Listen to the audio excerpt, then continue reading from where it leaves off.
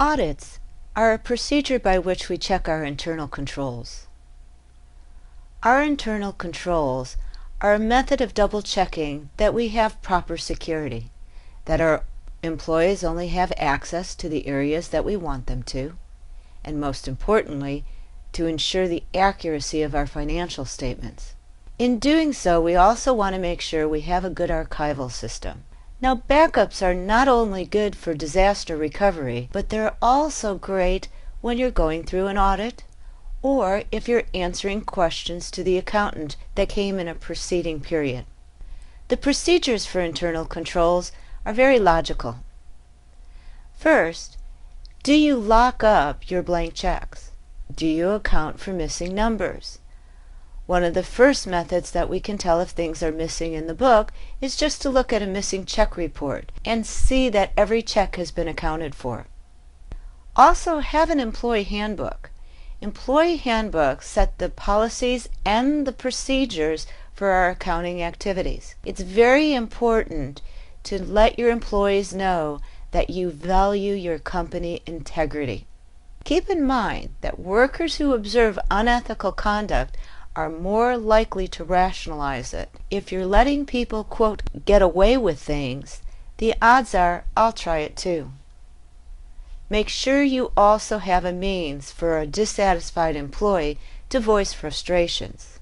This goes back to the theory that if I'm unhappy, I may want to get even. Also keep in mind that payroll accounts for 10% of fraud cases. It's recommended that payroll is always divided between at least 2 employees. As a further safeguard, you may want to have a separate signer. Of course, in small businesses, this is not always possible, but at least try to have 2 people involved in payroll. Make sure that your employees take vacations also. Number 1, we know that employees will be more effective and less stressed if they have that annual vacation. But number 2, it's always a good idea to have somebody else look at the books. Not only will we check little mistakes and things that are going wrong, but we always have a different perspective and you can get new ideas on how to enhance the accuracy of your financials. The idea is watch for red flags. If you find something that looks unusual, investigate it right away. Some things to look for are new hires that quit very quickly, vendors who want to deal with just one person, gross margins that are out of control, employees with unreasonable relationship with suppliers, or customer complaints of invoices that are missing or transactions that never happened. We can put this into a day-to-day basis by going through some very simple procedures. Number 1, look at all your financials monthly. Your profit and loss, your balance sheet, your budget, and your bank statements. Look at them and make sure that they seem reasonable. Next, let's look at those deposits on a daily basis. Monitor your cash, your check, and your credit card deposits. If something seems wrong, let management know. Remember, it's always easier to find errors right when they happen than to look at them a month later. Keep in mind that with your checks and bill payments, the same procedures are in order. Look at these weekly. Here's again where you'll want one person signing and another doing input.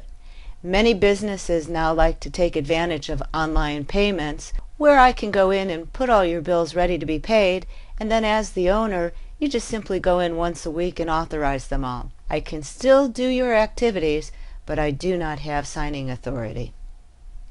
Other areas that we want to look at also include our accounts receivable and payables. Make sure that you're getting your collections done regularly.